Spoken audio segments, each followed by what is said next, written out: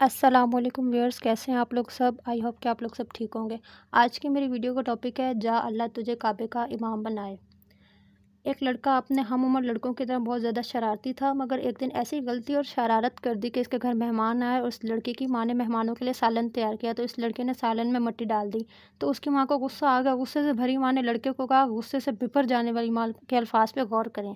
लड़के की माँ ने कहा, चल भाग इधर से और जा अल्लाह तुझे काबे का इमाम बनाए। ये बात बताते हुए शेख साहब फूट फूट कर रोने लगे। ज़रा डारस बंदी तो रूंधी हुई आवाज़ में बोले, ए उम्मत इस्लाम, जानते हो वो शरारती लड़का कौन था? देखो वो शरारती लड़का मैं खड़ा हूँ तुम्हारे सामने, इमाम काबा अब्दुर्रहमानुल सदिस।